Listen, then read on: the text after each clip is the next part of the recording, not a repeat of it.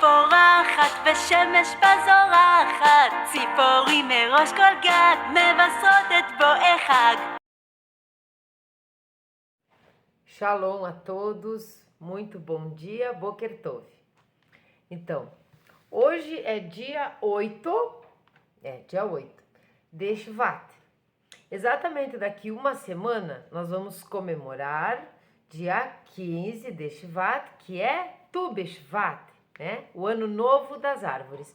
Então eu resolvi fazer um vídeo um pouco antes, porque a gente nunca sabe o que pode acontecer no dia, e para você que não conhece, conhecer sobre essa festa, sobre essa comemoração antes do dia da comemoração. Aí você pode até comprar as frutas correspondentes a esse dia, comer as frutas, fazer algumas preces, entender o que acontece e o que aconteceu nesse dia. O que eu fiz aqui para nós hoje é anotações, rabiscos, riscayamas, tá? Da onde que eu tirei a maior parte aqui da parte conteúdo mesmo, do que significa, do que significou, por que foi instituída essa festa, essa comemoração de Tu B'Shvat. Foi do Chabad. Porque o site do Chabad é uma sigla, tá? É uma abreviação, vamos dizer assim, é uma sigla de Chokhmah, Binah e Da'at. O Chabad vem do Hassidismo, e que é uma parte dos judeus ortodoxos, tá? Que se posicionou misticamente sobre as coisas. Foi a fundo, então não é só a tradição, isso é assim, isso é daquele jeito, e sim, eles são místicos, eles são sábios, é de lá onde vem os rebes, assim como o nosso último rebe, o rebe de Lubavitch.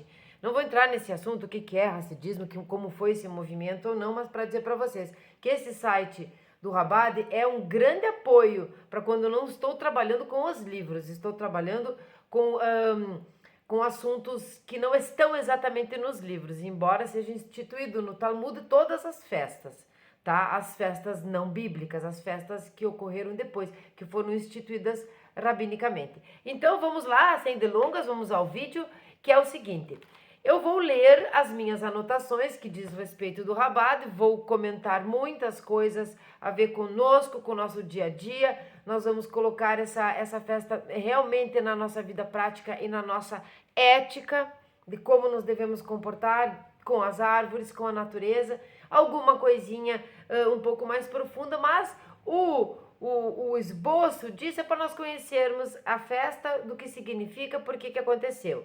E aí, não desistam, fiquem até o fim do vídeo, que eu fiz nas minhas anotações uma coisa que é muito curiosa, e eu quero mostrar para vocês. Essa é a minha letra, ó.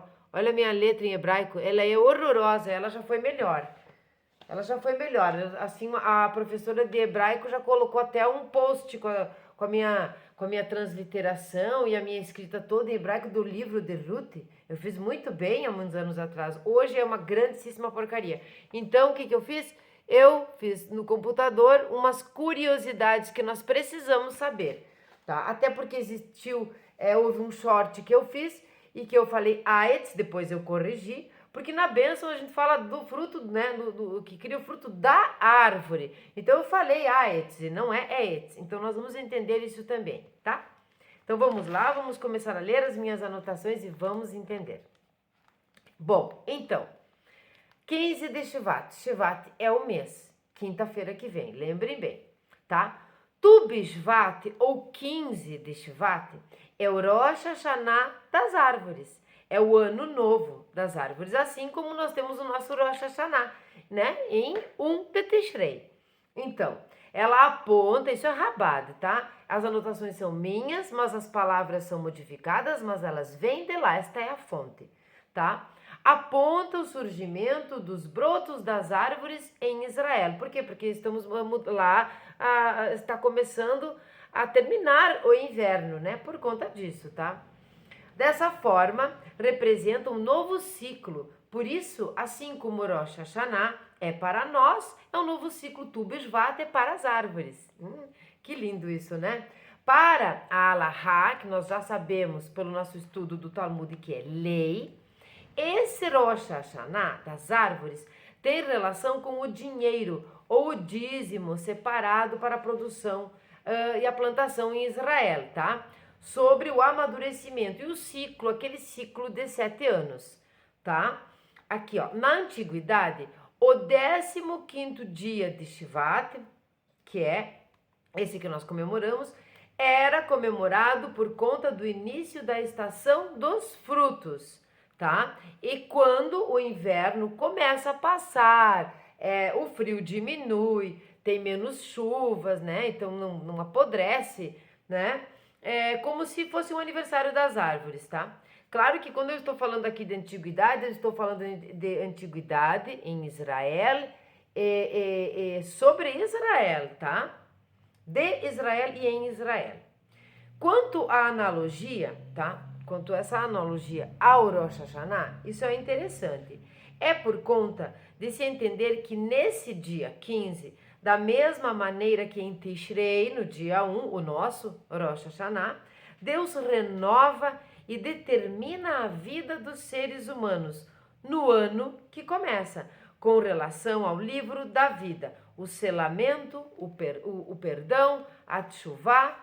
Assim ele faz com as plantas. Então vamos lembrar que lá em Rosh Hashanah nós temos todo um processo. Nós temos o Yom Kippur, depois nós temos o Rosh Hashanah e nós temos o arrependimento, o retorno a Hashem, onde nós somos escritos ou não, fomos todos escritos, é claro, no livro da vida, em de Tishrei somos selados, não é mesmo? Então, quando todo esse processo termina, Deus, Hashem, determina como será o nosso ano, não é? Tudo que vai acontecer no nosso ano. É porque nós pedimos perdão, porque nós perdoamos, porque nós fizemos todo aquele processo de retorno a Hashem, tá? E a gente faz isso novamente no outro ano, né? Então, esse ano agora de 2024, né? 5.784, nós vamos fazer novamente lá em de Tishrei, começando o ano, o Rosh Hashanah novamente, e nós fazemos esse processo novamente. Então, é anual. Isso também é para as plantas. E a analogia é muito bonita, porque... Quer ver? Aqui nas minhas anotações, vamos lá. Ele faz isso com as plantas. É como se nesse dia Deus deixasse determinado quantos frutos, folhas que as árvores produzirão no ano. Entende? Porque elas no 15 de Shvat do outro ano, elas vão fazer novamente o Rosh Hashanah, assim como nós. Então ele determina as folhas, ele determina os frutos, ele determina como é que vai ser a produção no ano, se serão saudáveis, se crescerão, se viverão, se secarão, se morrerão. Deus determina, né? A única coisa que eu penso é que as árvores não fazem esse retorno, né? Eu acho. Elas não pedem perdão, elas não precisam ser seladas, elas não têm livre-arbítrio. E é o livre-arbítrio que faz a gente pecar, né? Faz a gente acertar e faz a gente pecar. Baruch atah Adonai Eloheinu melech haolam she'akol nihya bevaro.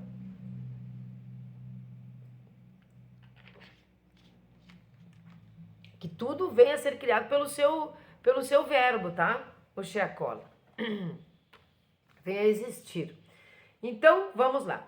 Essa é uma demonstração de que ele não só cria o homem, como tudo que existe, que mantém e transforma, para não dizer destrói, porque nós temos os anjos destruidores, né? Os anjos construtores. Então, quando isso acontece com relação às plantas, às árvores, nós podemos entender e enxergar novamente Hashem na criação. Por quê? Porque é ele que cria, é ele que mantém e é ele que transforma. E eu uso a palavra transforma para não dizer a palavra destruição, porque nada é destruído realmente. Quando há uma destruição, há uma transformação em outra coisa. A semente cresce, ela volta, apodrece, enfim, um ciclo, realmente um ciclo sem fim. Assim como é um ciclo sem fim, a nossa vinda, até que ele queira, aqui no mundo, tá? Bom, então assim, se a fruta crescesse antes do dia 15, ela era considerada velha. E a partir desse dia, elas eram consideradas novas. Por que isso ficou importante eles determinarem? Nós vamos entender por conta dos Levim e dos Koanim, que são, né, aquela parte das tribos, a tribo de Levi, onde tem os Levim e os Koanim, os sacerdotes, o sumo sacerdote, assim por diante. que não tinham terras para plantar, eles trabalhavam no templo. Mas eu anotei, vamos ler com clareza. Uma parte da colheita era dada à tribo de Levi, porque eles não trabalhavam a terra, somente no templo sagrado, nós sabemos disso, né? E esse era um dos motivos para saber quais nasciam antes e depois dessa data. Esse era o mandamento da Torá de separar os frutos para os Levi e os Coanim. Então era separada aquelas novinhas, as frutas mais bonitas, as frutas que estavam mais saudáveis para os sacerdotes. E elas precisavam nascer ali, brotar do dia 15 em diante. Antes disso eram consideradas velhas, então eles não ofereciam aos sacerdotes. Quando em Devarim, e eu copiei então Devarim 20:19, porque existem às vezes algumas reclamações por não falar das fontes. Quando nós falamos e fazemos os estudos dos livros, o livro é a própria fonte. Então você vai lá, eu acho que não precisa comprar livro nenhum, mas eu quero comprar, eu quero ter ele em mãos, você vai lá e compra a Ética do Sinai, compra Hafetz Haim, compra os livros que você quiser e você vai ter a fonte. Então eu às vezes não digo qual capítulo, qual versículo exatamente. Eu não tenho esta memória e eu não acho que nós devamos decorar as coisas, nós devemos aprender. Mas então, em Devarim 20:19, lemos: pois o homem é como uma árvore no campo. Tá? O homem é como uma árvore no campo. Nós podemos aqui aprofundar essa analogia extensivamente. O que significa ele ser uma árvore no campo. Tá? O que significa nós sermos uma árvore no campo. Mas eu coloquei uma observação aqui para não esquecer que Deus fez primeiro o homem e a árvore. Então, me parece que a árvore é bem importante, não é? Bom, então vamos já começar a falar sobre uma importância da árvore. Aqui nós vimos que diz respeito ao plantio, diz respeito ao começo da estação, diz respeito à separação do dinheiro, do dízimo para as plantações e diz respeito à oferta, não é oferenda, tá, gente? É aquilo que era ofertado, que era dado, separado para os levímeos e os coanim. Já entendemos isso, mas nós podemos entender que primeiro a semente, né? Primeiro a semente, a fecundação. Depois da semente, lá dentro, então imaginemos nós, a semente, a fecundação do ser humano. A semente dentro da terra, a sementinha, a fecundação dentro do útero materno. Então lá se desenvolve, mas nós não vemos. Está dentro da barriga da mãe, está dentro da nossa mãe terra, está dentro da terra, tá? Até nascer. Né? Então nasce quem? O brotinho, né? Brota o bebezinho. Aí depois de nascer, o que acontece? Nós crescemos como as árvores, nós amadurecemos, reproduzimos, envelhecemos e morremos. Então, essa parte simples da analogia talvez não fosse necessário nem ter falado, porque ela é bem nítida, ela é bem clara para nós. Né? Você olha para uma árvore e você pode até não perceber, não pensar em todo esse processo que acontece, mas se você parar para pensar, aquela coisa frondosa, com flores lindas, com frutos lindos, com uma sombra, enfim, aquela exuberância toda, sem falar que ela nos ajuda a respirar, né? A respirar, sabemos, né? Sobre o oxigênio e o gás carbônico. Tudo isso que nós olhamos para ela, nós não imaginamos que ela vem de uma sementinha pequenininha, que precisou ser semeada, que precisou ser nutrida, que precisou ser regada e precisou ter um pouquinho de sorte para toda não só a estação, mas todo o clima em volta ser favorável, as condições favoráveis para que ela cresça, assim como nós, tá? Então, aqui nós vamos ter dois entendimentos sobre o que significa essa nutrição e esse ciclo. Então, vamos ler. O ciclo recomeça com as sementes que deixamos, que são os filhos. Os filhos são as nossas sementes, assim como as sementes dos frutos das árvores, que caindo ao solo recomeçam o processo novamente. Então, os nossos filhos, que são as nossas sementes, eles vão fazer o mesmo processo que nós, né? Então, sei lá, já morremos nós, mas nós deixamos eles, porque nós não somos uma planta, nós não derrubamos semente, mas nós deixamos o filho, que cresce, cresce, amadurece, cresça e apareça, me veio agora isso na cabeça. Cresce, que amadurece, que se multiplica e assim por diante. Essa é uma parte ainda bem física da coisa, tá? Agora nós vamos entender assim, conforme o judaísmo, os frutos dos judeus são as mitzvot, são os preceitos, que na maioria das vezes nós chamamos de preceitos, mas as mitzvot são ordens, tá? São ordens, remetendo a um crescimento no conhecimento espiritual e também ao compartilhar com os outros para que não se perca a herança da fé judaica.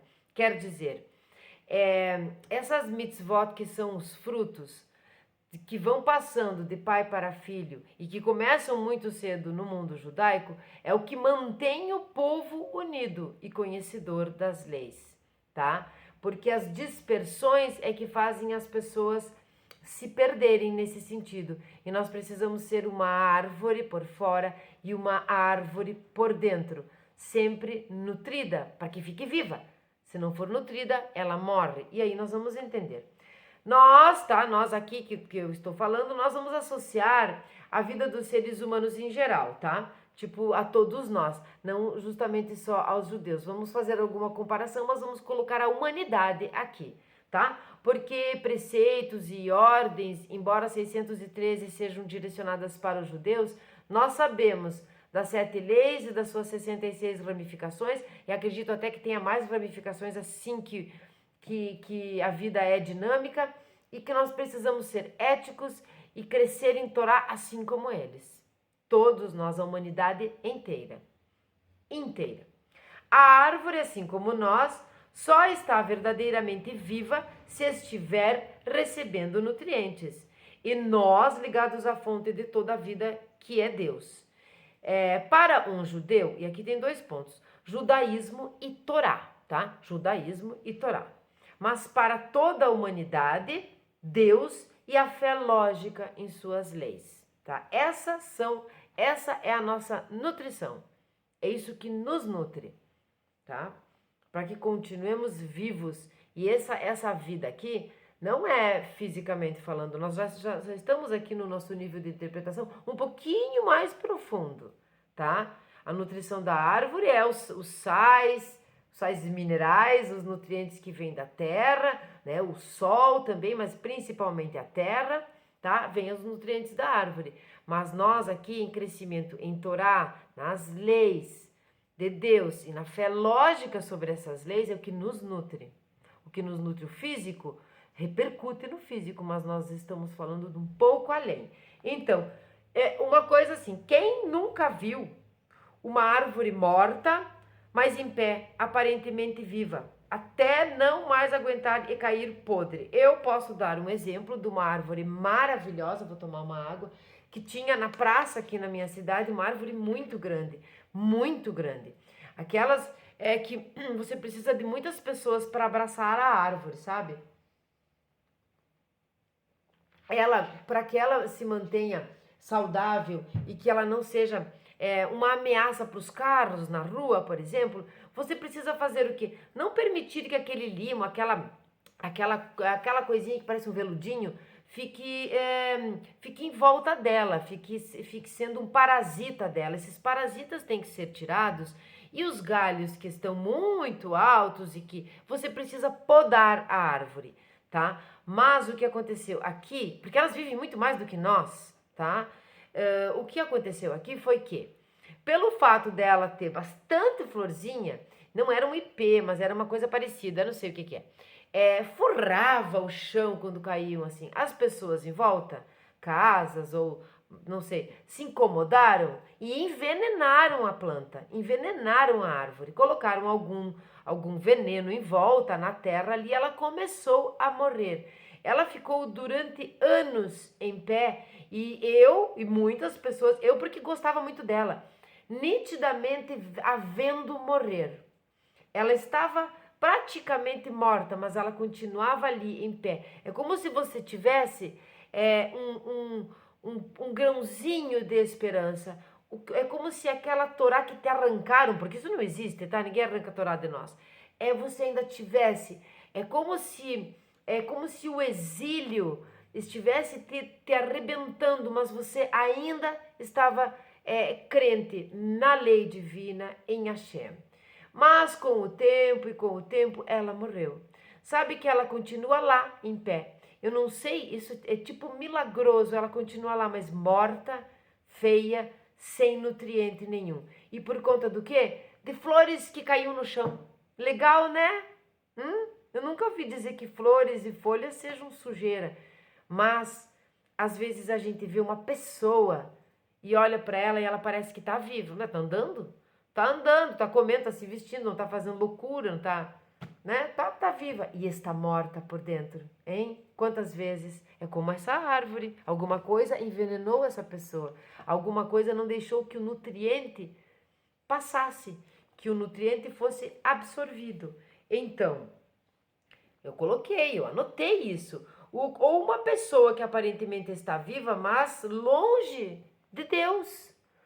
Tá? Longe de Deus, longe de Deus, sinto muito, longe da fonte, na verdade ela está morta, até o corpo não aguentar mais. Pessoas que blasfemam, pessoas, porque nós aqui que estudamos sabemos da importância da Torá, mas vamos dizer que a pessoa seja uma pessoa que nunca tem ouvido sequer falar, né? Mas ela não blasfema, ela é bondosa, ela tem índole, ela é uma pessoa ética, ela é honesta, ela tem nutrição. Hashem nutre todas as pessoas, não é? Mas aquela que ficou longe de Deus, que se posicionou blasfemando, pouco importa se ela estuda ou não. Mitzvot não fazem diferença aqui. Se você é uma ruindade, e não vamos fazer Lashon Hará, esta pessoa vai ficando morta por dentro. Pessoa que está longe da fonte, longe de Hashem, longe da Torá, mas muito mais longe de Hashem. Bom, então, como as árvores, e seu processo cíclico, nós devemos crescer pessoalmente. Tive que dar uma desligada aqui, que tocou o telefone. Nós devemos crescer pessoalmente em Torá, em caridade, que é tzedakah, e mitzvot, sempre nos renovando, assim como as árvores, porque nós não vemos, mas o tempo todo elas estão renovando. Se você for pertinho, você vai ver que num galho tem um galinho, do galinho uma folhinha e um galinho. Aquilo está sempre se renovando, né? O tronco cresce, mas o tronco é o tronco, né? Então, a fé é a conexão com a fonte, que é Deus. Como a semente, olha só isso, como a semente carimba sua genética nos seus frutos, assim nós impregnamos nossas genéticas nos filhos e sempre os ensinando, sendo exemplo e nunca esquecendo que Deus está acima até mesmo da natureza, já que ela é sua obra. Existem algumas religiões, algumas filosofias que entendem que a natureza é que faz as coisas, mas e quem faz a natureza? Senão Hashem. Aqui, essa partezinha aqui, não é do Rabad, fui eu que escrevi, porque eu fiquei pensando o seguinte: como a semente carimba a sua genética nos frutos, assim nós impregnamos nossa genética nos filhos. Vai nascer com olho parecido com o nosso, vai nascer, enfim, geneticamente nós sabemos disso, né? O que nós chamamos de hereditário, não gosto muito dessa palavra, mas enfim, aquelas características que vêm do nosso DNA, do nosso DNA juntamente com o cônjuge, né? Sabemos que na concepção são 3 pessoas, homem, mulher e Deus, não é? Então nós impregnamos, nós carimbamos, né, no nosso bebê as nossas características. Porém, se nós não tivermos Torá, se nós não tivermos um exemplo bom, se nós não tivermos um crescimento espiritual, esta parte que nós podemos passar geneticamente, e essa genética não é física, é espiritual, se nós não tivermos isso, nós não vamos passar para os nossos filhos. Então nós precisamos impregnar isto também, desde cedo. Vocês viram no vídeo ali no comecinho, a musiquinha? É um vídeo bem longo, tá? De 29 minutos. E é um canal que tem no YouTube ela canta as músicas, é uma professora, né? Uma morá. É com as crianças e várias festas. As crianças aprendem desde cedo, as crianças judias, tá? Desde cedo, as canções, a brincadeira, os festivais, assim como nós aqui, ocidentalmente falando. A diferença é que todas as festas ou elas são bíblicas ou elas são rabínicas e elas sempre têm um fundo e uma importância na Torá. Então eles aprendem desde cedo a festança juntamente com a lei divina, com o respeito, o temor a Hashem e tudo aquilo, as mitzvot, e vão desde cedo. Isso faz com que a semente fique forte e quando for germinar e passar adiante nos seus frutos, impregnar aos seus filhos, vai ser o quê? Aquilo que aprendeu quando era criança. Então nós precisamos ensinar as coisas boas para ficar impregnado, para ficar carimbado no DNA espiritual da alma dos nossos filhos. As coisas boas, a Torá. Quem assistiu Ética do Sinai, o último vídeo, compreendeu o que significa minha Torá, sua Torá.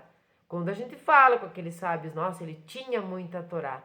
É aquela Torá que está em você. É aquele aprendizado que se misturou com o seu DNA. É uma roupa que você veste, é um nutriente que realmente te nutre de dentro para fora. É sua Torá. Eu até gostaria de fazer esse vídeo no bosque, mas eu não tenho bosque e hoje está chovendo, bem bastante. Então vamos lá, mais adiante aqui. Eu tenho uma observação que eu quero fazer,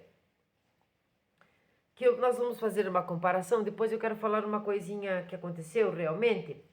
Eu deixei aqui uma observação para falar sobre a árvore da Sefirot. E nós não vamos nos aprofundar, porque aqui é para saber sobre a festa. Depois eu quero ler do Rabad, eu vou ler daí, não é minhas palavras, é do Rabad, o Seder e tudo mais. Mas eu gostaria que nós lembrássemos de que tudo que existe no mundo físico, tá? Existe espiritualmente, tá? Existe no mundo não físico de Hashem. Então, se nós pegarmos a árvore do conhecimento, a Sefirot, né, e compreendermos, não sei qual é o grau de conhecimento sobre a árvore da Sefirot que vocês têm, mas imaginem que sim, quem tem, que isso é Kabbalah, nós temos o cume de uma montanha, nós temos o topo de uma árvore, nós temos Keter. Keter não é uma sefirá dentro da árvore, como muitos e quase que em absoluto desenham assim, explicam assim, Keter dentro da árvore da vida, não. Keter é a coroa do rei. Keter está acima de todas as sefirot, tá? Que são o quê? Os atributos que Hashem colocou, vamos dizer, colocou não é bom, emanou, porque Hashem, ele mesmo não tem atributos, mas ele emanou a partir da sua Oren Sof, que é a sua luz infinita, através de ocultamentos, né? E mais ocultamentos até chegar no nosso mundo aqui embaixo. Cada atributo desse, o desenho da Sefirot, de cada uma delas, cada atributo, nós vamos ter Hesed, bondade, nós vamos ter Gevurah, que é bravura ou severidade, nós vamos ter justiça, nós vamos ter beleza, nós vamos ter todos esses atributos dentro de cada bolinha, né? Dentro de cada bolinha dessa, que é representada por esferas, né? Cada sefirá, dentro de cada uma nós temos outra árvore. Dentro de Tiferet, que é beleza, nós temos uma árvore da vida com as mesmas características, com todas as 10 sefirot.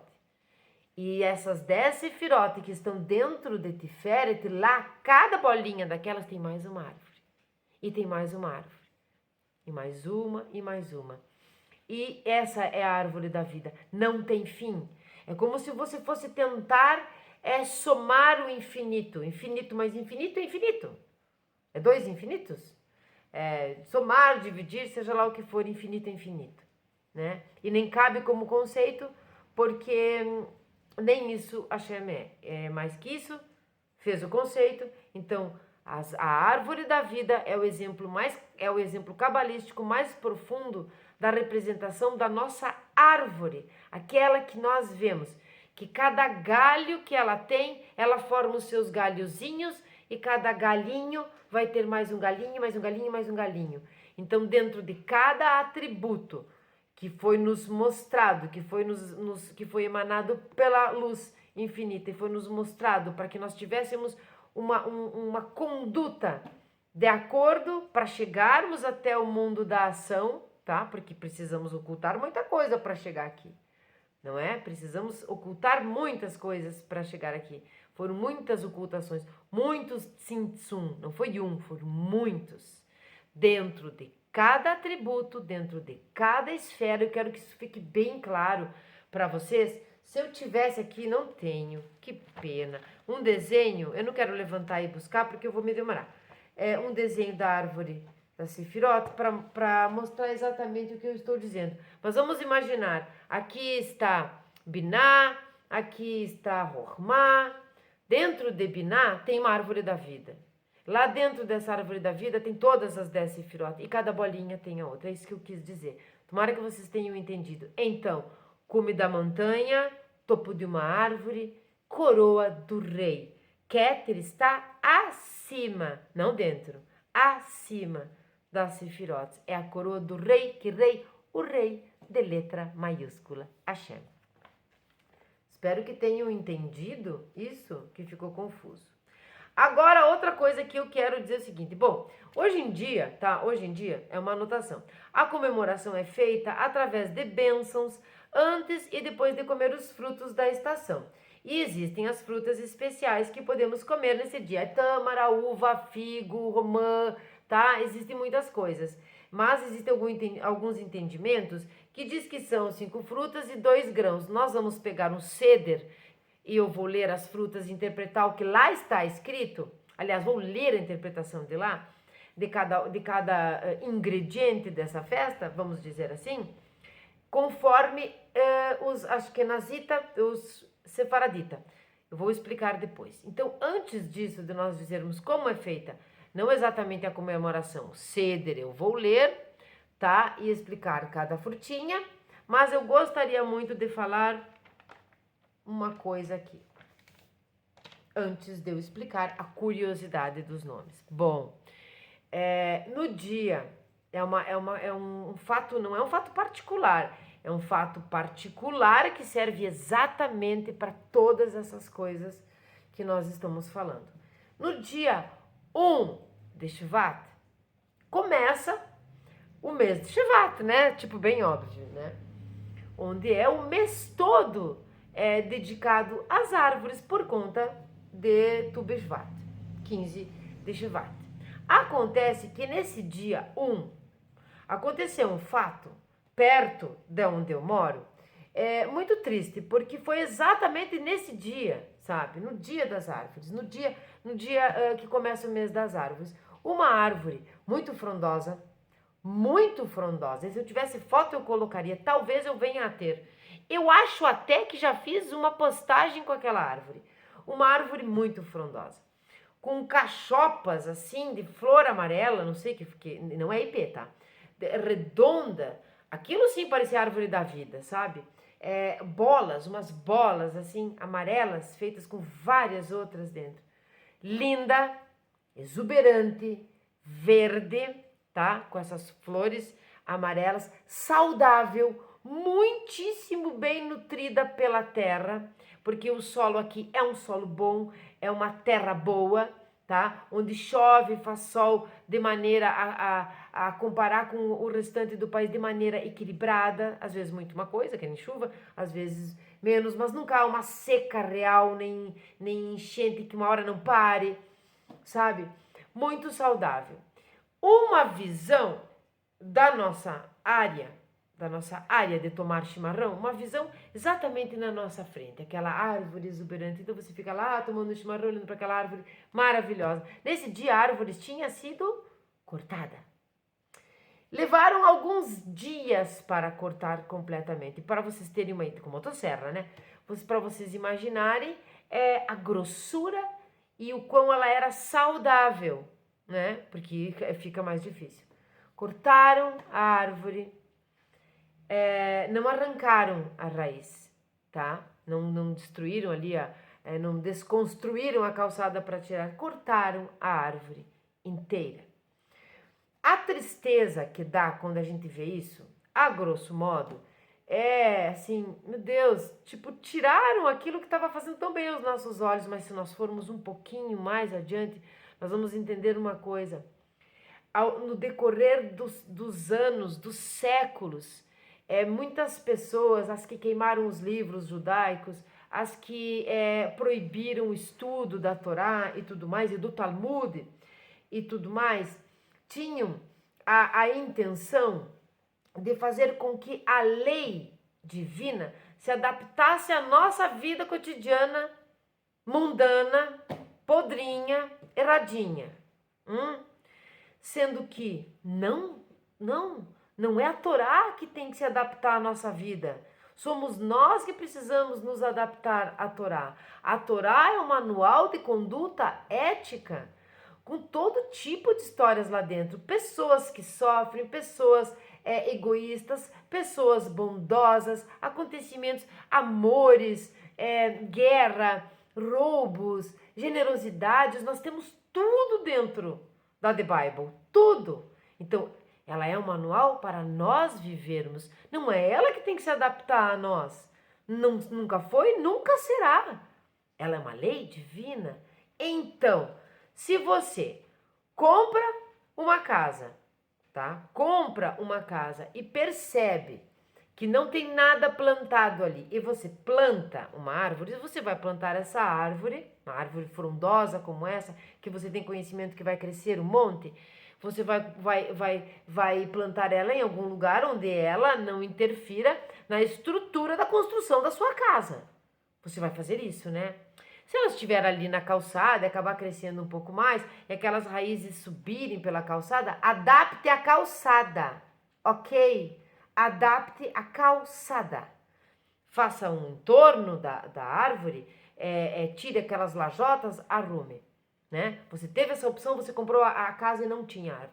Mas, se você comprou a casa e a árvore já estava lá, esse momento é mais importante ainda, porque você sabia que a árvore estava lá. Você sabia que isso poderia acontecer. Você escolheu e comprou aquela casa. Se ela não estiver ameaçando a estrutura das vigas da sua casa, que essa casa possa cair realmente, não mexa na árvore.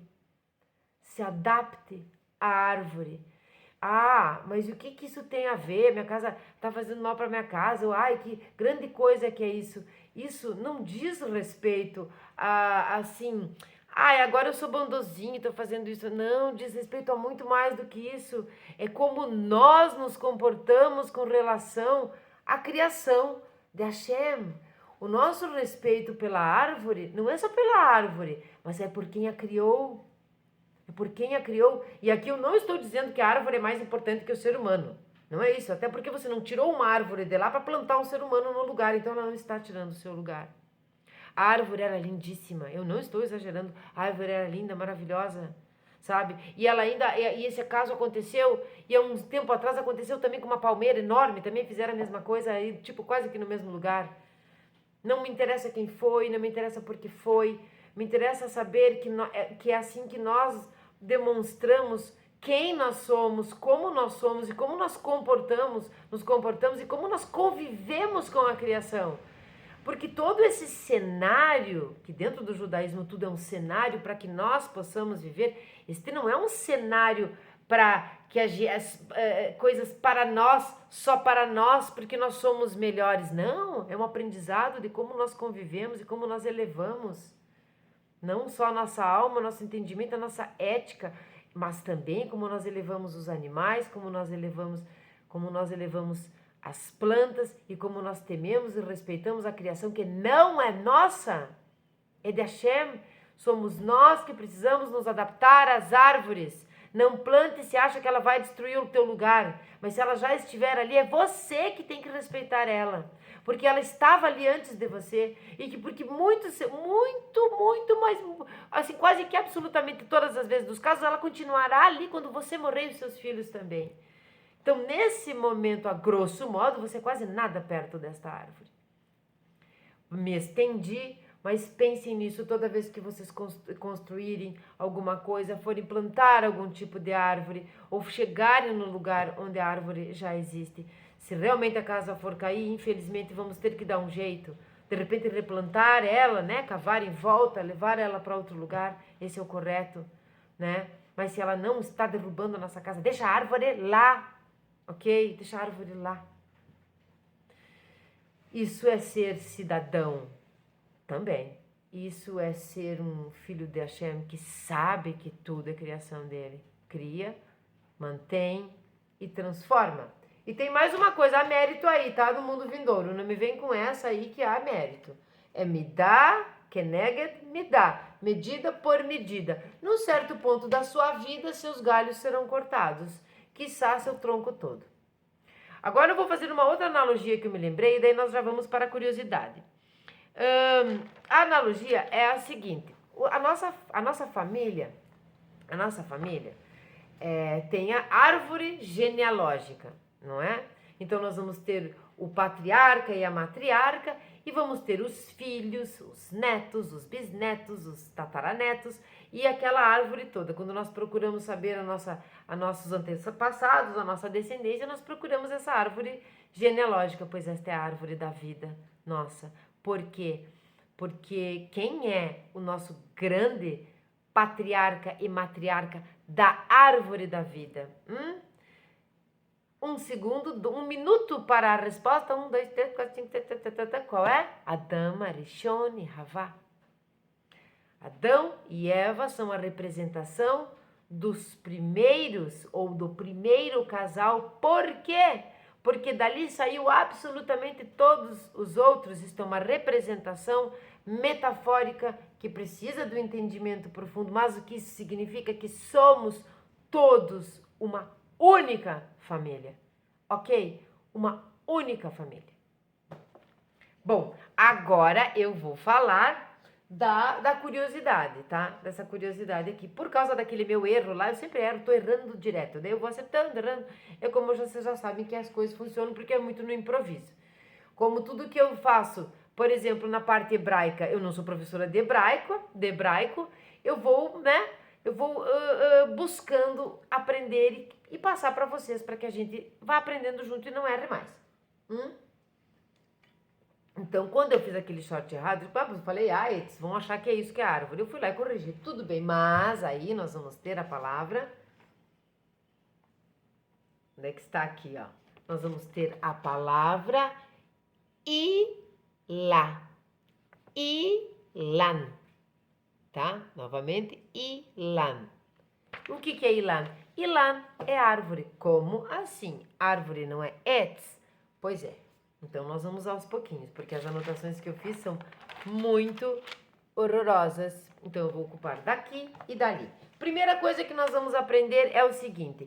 Se é 15 de Shvat, então significa Tu Beshvat é 15 o quê? O que significa? Então, primeiro eu quis trazer para vocês o que é 15, tá? O número.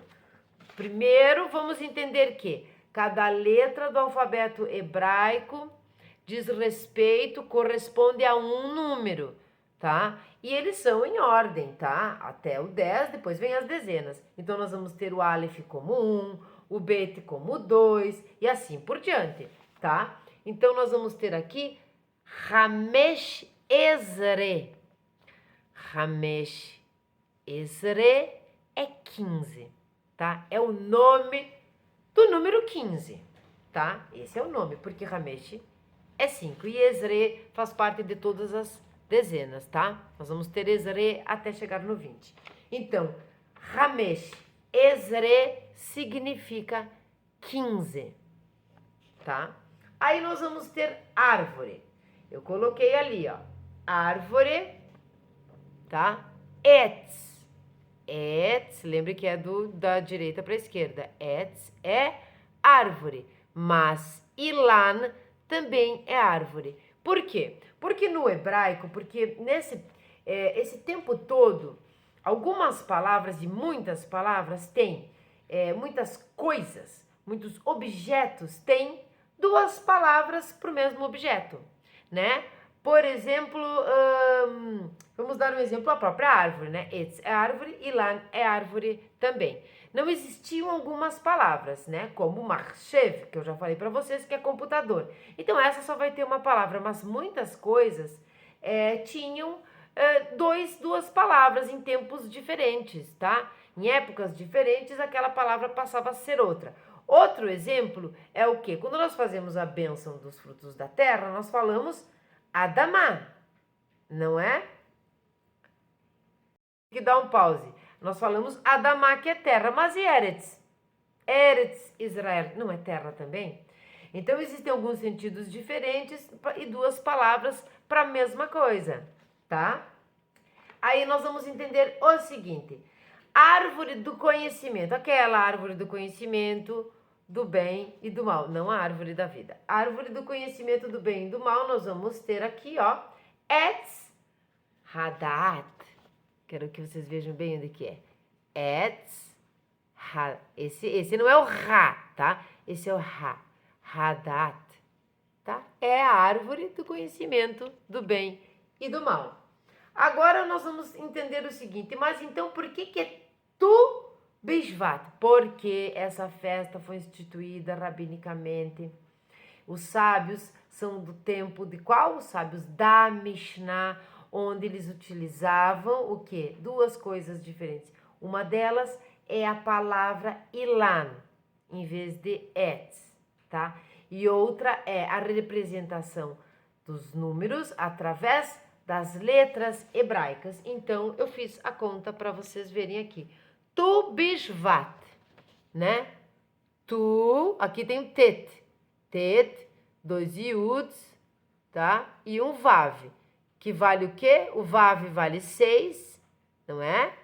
E o tet vale 9. Somando vai dar 15. Então, nós temos 15, tu Bishvat. E aí você vai se perguntar, se você não está fazendo curso de hebraico, porque você está fazendo, você não vai perguntar nada. Então, aqui, Shvat é o mês. O nome da festa é o nome do mês, é o nome do dia com mês, tá? 15 de Bishvat. Mas esse B é o quê? Esse B, muito conhecido nosso, nós vamos entender quando nós formos parar para pensar em Bereshit. Por quê? Reshit é início, né? E como é que a gente lê? No início. Então, este bet está funcionando como uma preposição no.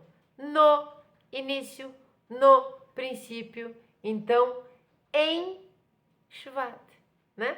Tu Bishvat. É interessante isso, né? Eu adoro essas coisas. Aí nós vamos entender o seguinte, mas então nós vamos falar o quê? Nós vamos falar Tu Bishvat Samer, pode ser, Tu Bishvat Samer, mas nós vamos encontrar em alguns lugares Hag Lailanot. E o que é Hag Lailanot? Hag é festa, mas também tem Messibá, que é festa. Viram como tem várias palavras que são duplas, duas palavras para a mesma coisa? Então, Hag é festa. Lailanot é o quê? Das árvores, tá? Porque este lamed aqui vai fazer o das, né? Das árvores. Por quê? Porque é ilá. Ilá. No fim, tá? Ilan. E qual é o plural das palavras femininas? Ote. Então, Hag Lailanot, tá? A festa das árvores. E nós vamos escrever, então, vamos aprender aqui embaixo, o quê? O Rosh Hashanah das árvores. Aqui, ó, Rosh Hashanah Lailanot. Muito legal, né? Muito legal isso. Assim, muito curioso isso. Então, Tu Bishvat Samer, a todos vocês, uma semana antes, mas é para que vocês no dia saibam as coisinhas. E agora nós vamos falar do Seder. O Seder da festa. Qual é o Seder da festa? E eu só vou ler, tá? E falar só um pouquinho sobre o que cada um significa. E isto aqui é do Rabad. Olha lá em cima. Rabad. Tá, tudo bem, eu tiro umas palavras, mas é do Rabad. Bom, nós vamos ver aqui, ó, que seguem a comemoração cabalística originária na cidade de Tzefat, que toma a forma de um Seder similar ao de Pessah. Olha, Pessah tá quase aí, né? Onde cerca de 12 ingredientes, 12 frutas seguem uma determinada ordem de degustação, acompanhadas por leituras específicas. Nós não vamos dizer, mas nós vamos falar que frutas são essas. Nós vamos ter a tâmara, tá? É frequentemente uma metáfora para a retidão, pois a tamareira é alta, frutífera, impenetrável à mudança de ventos, assim como devemos ser. Então nós devemos ser sempre os mesmos, seja o vento para lá, o vento para cá. Nós não somos uma abóbora no caminhão, nós somos como uma tâmara. Nós somos altos, frutíferos e nós não nos abalamos com qualquer ventinho. Entende isso em relação à Torá, aos ensinamentos judaicos e em relação ao nosso caráter. Esta é a tâmara. Aí nós vamos ter a uva. A uva eu amo, né? Por quê? Possui a capacidade de transformar-se em diferentes tipos de passas, em diferentes tipos de alimentos, tá? E bebidas. Aqui eu não vou ler porque é o seguinte. Passas, o vinho, o suco de uva, alguma coisa assim, né? Feito de uva. O que acontece aqui? Cada um possui o potencial e êxito em algum aspecto da Torá e no cumprimento de seus preceitos e pode ser especial à sua maneira. O que é que eu gostaria que vocês lembrassem nesse momento que não está aqui no Rabad? Vamos lembrar de Noach, vamos lembrar do Kiddush, do Shabat, vamos lembrar do Seder de Pesach, vamos lembrar de todos os momentos onde o vinho é santificado. Por quê? Porque nós pegamos algo que é mundano, é profano, algo que e santificamos. E não o contrário, não pegamos algo que é divino e o profanamos, tá? É proibido fazer isso. Então o vinho que vem da uva, que é maravilhosa, que alimenta, que faz as passas, a própria fruta e tudo mais, pode nos embriagar, porque o vinho pode nos embebedar. E aqui vem uma regra muito importante de que depende de nós, as coisas que são mundanas serem elevadas. É a nossa atitude em cima do objeto, é a nossa atitude em cima da ação, em cima daquele momento, do acontecimento, do nosso comportamento, do nosso cortar a árvore ou não. É isso que faz com que nós santifiquemos algo que é profano, nós elevemos. E o vinho faz isso. Noah, sabemos o que aconteceu com Noah, né? Quando ele plantou a vinha e se embebedou. Então, a uva é extremamente importante misticamente e para o povo, de uma maneira geral, o vinho sempre foi muito tomado, bebido, assim como o suco de uva também. Então, esse nosso poder de santificar ou de acabar. Olha, a Shonará entra aí também. É nosso poder de construir uma pessoa como destruir uma pessoa, tá? Agora nós vamos falar do figo. O figo é o seguinte, o figo, se você não colher em seguida, ele logo estraga, né? Quem gosta de figo sabe. Analogamente, devemos ser rápidos nas mitzvot, tá? Antes que a oportunidade seja perdida. Então, ele está ali lindo, frondoso, tirou, ele azeda, o figo azeda. Você precisa tirar da figueira, né? Quando você vai comer ele maduro e comê-lo. Porque ele tem aquele leitinho, ele azeda, ele queima, ele fica ruim, ele fica incomível, tá? E quando você tira ele verde, você vai fazer aquelas compotas, aqueles doces, ou doce de corte, a chimia é outra coisa. Então ele estraga logo e precisa ser feito. Uma mitzvah tem que ser feito o quanto antes. Então, nunca se atrase, nunca deixe para depois as mitzvot, a caridade, a generosidade, as orações que você pode fazer agora, nesse momento, tá? Para que não seja perdida essa oportunidade depois. E isso é bem importante. Aí nós vamos ter a romã. O romã, né? Que não é a, é o, a gente chama de o romã. Bom, romã é o seguinte, assim como as mitzvot, A romã ou romã possui 613 sementes. Essa metáfora das 613 sementes, existe uma história rabínica que diz que o rabino realmente ele abriu e contou e tinha 613 sementes. E ela é muito mística, cabalística. Só que é o seguinte, após esse rabino ter contado as 613 sementes dentro da romã, ninguém mais fez isso, né? Não que a gente saiba. Então, se você for uma pessoa paciente, tiver um romã por perto, né, na sua cidade tiver romã, aqui não é sempre que tem. Abra com cuidado e vamos contar para ver se tem 613 sementinhas, que correspondem a 613 preceitos proibitivos, os permitidos da Torá. Então, lembrando que mesmo a pessoa que possui falhas está repleta de méritos, assim como uma romã é repleta de sementes. Por isso eu quis ler o Seder, porque o Seder não, as frutas que vão no Seder, porque tem uma compreensão, tem uma interpretação em todas, né? Incrível isso. Aí nós vamos para o etrog. O etrog é daquelas das 4 espécies, é o que tem sabor e aroma. O etrog fica na árvore o ano inteiro, é uma fruta muito forte e é muito deliciosa e cheirosa. Não é todo mundo que gosta, mas para vocês que estão pensando, mas que etrog é esse? Só tem em Israel, é a nossa cidra, tá? Cidra é o etrog. Dura muito tempo, dá umas frutas desse tamanho, dura muito.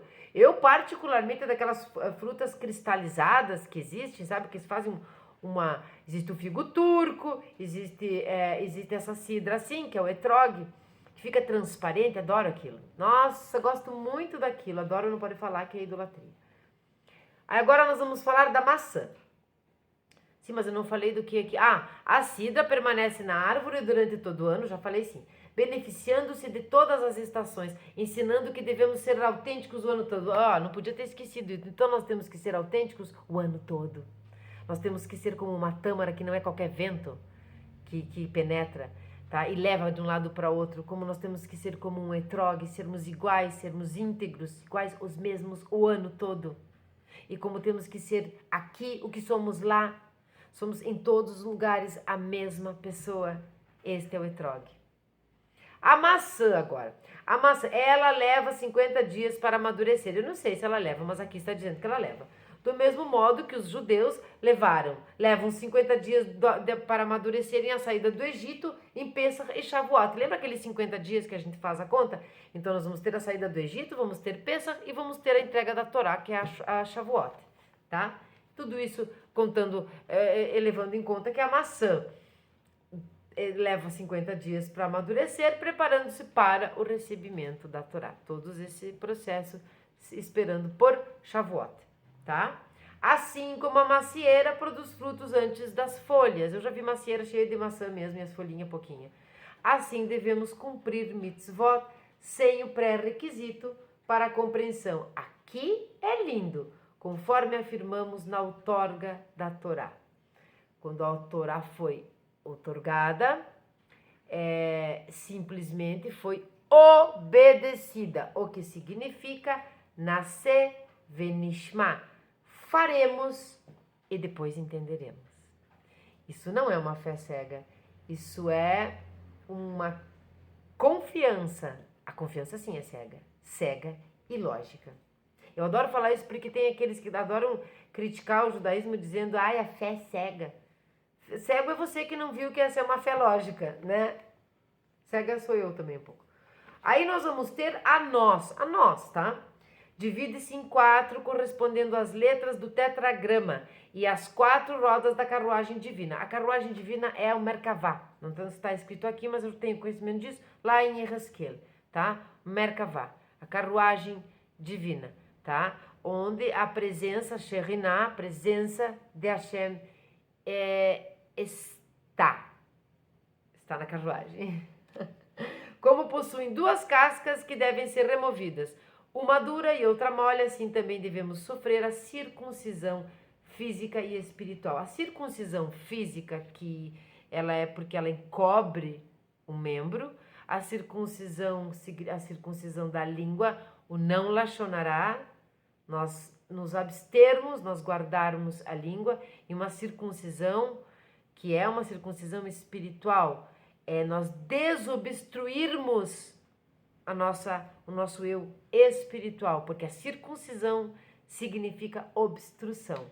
E aqui, sobre a noz, não é a noz pecan, é aquela grandona, bem bonita dos desenhos do Tico e o Teco, sabe? Bem grandona, que parece feita de madeira a casca. A gente abre e nem quebra. E ela é partida realmente em 4, aquele é gostosíssimo e muito lindo. Essa é a noz, que diz respeito aqui. Aí nós vamos ter a amêndoa. Significa entusiasmo em servir a Deus, pois a amendoeira é sempre a primeira a florescer, tá? E aqui diz o seguinte, que é por isso que o cajado de Aharon fez brotar especificamente amêndoas, porque elas florescem rápido. Aí nós vamos ter a alfarroba. A alfarroba, quem não conhece, é uma fava comprida, assim, quando tá madura é bem preta, bem escura. É um substituto do chocolate, tá? Muito utilizada como um substituto do chocolate. A alfarroba tem um sabor parecido. Quando acontece alguns processos ali, a alfarroba é muito gostosa, tá? A alfarroba demora mais para crescer de qualquer outra fruta. Lembra-nos da necessidade de investir muitos anos no estudo da Torá para obter um entendimento claro e valioso. Isto é o que está escrito aqui. Então ela demora muito tempo para crescer, como nós devemos investir muitos anos no estudo da Torá. Na verdade, nós devemos investir a vida inteira.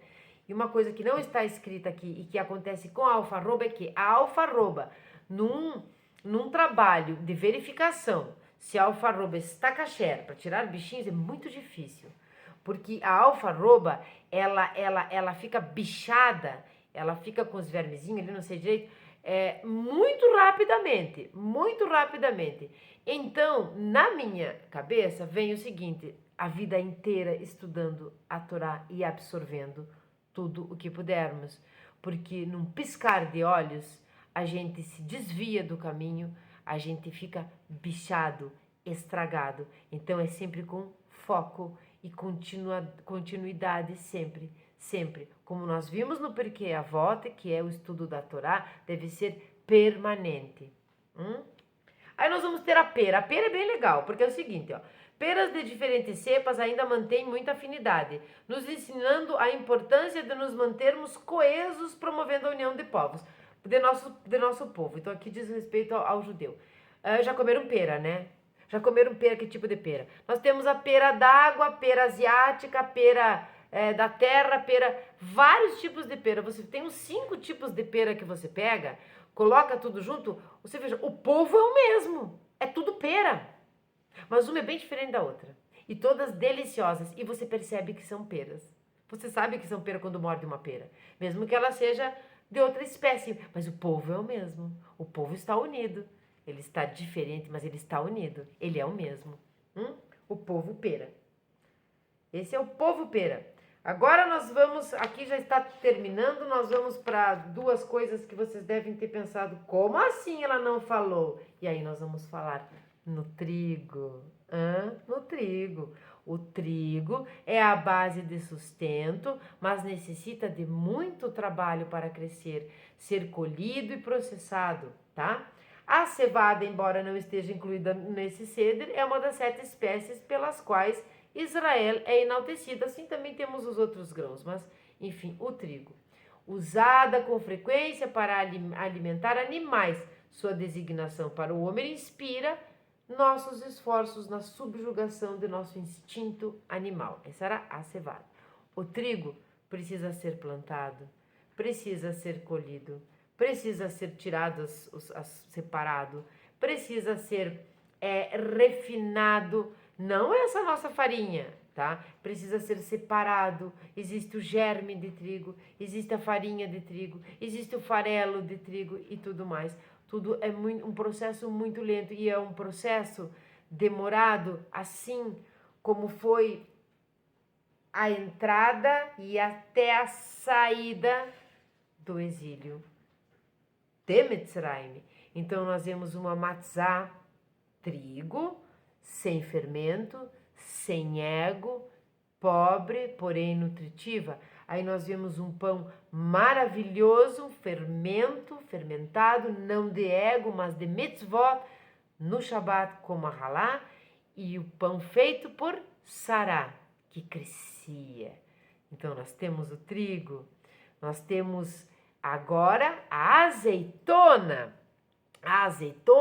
folha da oliveira que o pombo trouxe lá em Noa, tá? Lá em Noa, olha a importância, amarga, mas valia a pena, porque quem comeu uma azeitona sem o processo da conserva é horrível, é bem amarga.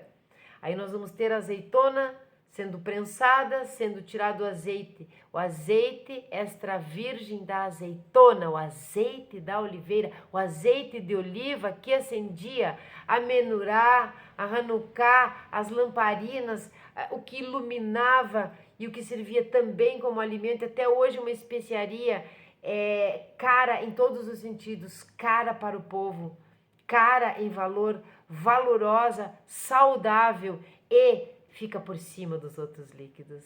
Esse é o azeite de oliva. Bom, então, espero que tenham gostado. Ficou longo, eu sei. Espero que tenham entendido. Tu Bishvat Sameach, Hag Lailanot. Tudo isso é uma boa festa. Na quinta-feira, vocês têm uma semana inteira para chegar até quinta-feira e comprar essas frutas, né? E fazer alguma coisa, quem sabe um prato bem bonito com essas frutas, fazer as bênçãos das frutas que vocês já conhecem, tá? Existem todo um ceder, você pode entrar no Rabad, mas nós estamos falando como Bnei Noach. Respeitem as árvores, respeitem a natureza. Nós estamos aqui para mostrar que somos melhores que eles, não que somos melhores pessoas a cada dia, mas nós só somos melhores se os tratarmos bem. E como se trata bem uma árvore? Respeitando seu espaço. Respeitando o seu espaço. Não envenene uma árvore. Não corte uma árvore. Se adapta onde ela está. E eu vou ler no Salmo, é claro, sinto muito, mas vamos lá para o Salmo. E como é Tu Bishvat, né? Que Tu Bishvat, nós vamos ler Hamesh Ezre. Nós vamos ler o Salmo 15.